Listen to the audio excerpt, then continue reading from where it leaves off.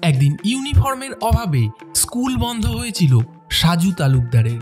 আজ সেই মানুষটাই গরিব মানুষদের ৩-৪ হাজার বস্ত্র বিতরণ করেন প্রতি সপ্তাহে। আমার ছোটবেলায় স্কুল ছুট হয়ে গেছিল ইউনিফর্মের জন্য।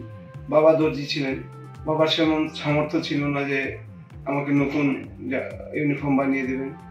রবীন্দ্রনাথ ঠাকুর বলেছিলেন, জীবনের ধন কিছুই যাবে না ফেলা।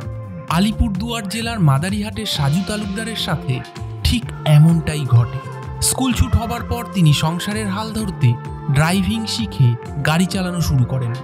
সে সময় তিনি লক্ষ্য করেন তার থেকেও দুরবস্থায় রয়েছে চা বাগানের গরিব মানুষগুলো। রাস্তার ধারের আবর্জনার মধ্যেও পোশাক খোঁজেন অনেক গরিব মানুষ। একদিন এই পোশাকের অভাবেই স্কুল বন্ধ হয়েছিল তার। তাই গরিব মানুষকে বস্ত্র বিতরণ করার মধ্যে দিয়েই তিনি জীবনের মিশন খুঁজে পান। কিন্তু একজন ড্রাইভার কজনকে বস্ত্র বিতরণ করতে পারবেন? তাই যাদের অনেক আছে, একটু পুরনো হলেই যারা জামা কাপড় ফেলে দেন, তাদের কাছে সাহায্য চান তিনি। প্রথমে কেউ এগিয়ে না আসলেও সাজু বসে থাকেননি। ধীরে ধীরে মানুষ সাহায্যের হাত বাড়িয়ে দেন। এখন প্রতি সপ্তাহে উত্তরবঙ্গের চা বাগানে ৩-৪ হাজার বস্ত্র বিতরণ করেন সাজু তালুকদার। আর এভাবেই শীত, গ্রীষ্ম, বর্ষা সাজুই হয়ে উঠেছেন অনেক গরিবের ভরসা। এর পাশাপাশি রাস্তায় পড়ে থাকা অসহায় মায়েদের যত্ন করার জন্য তিনি একটি হোমের ব্যবস্থাও করেছেন।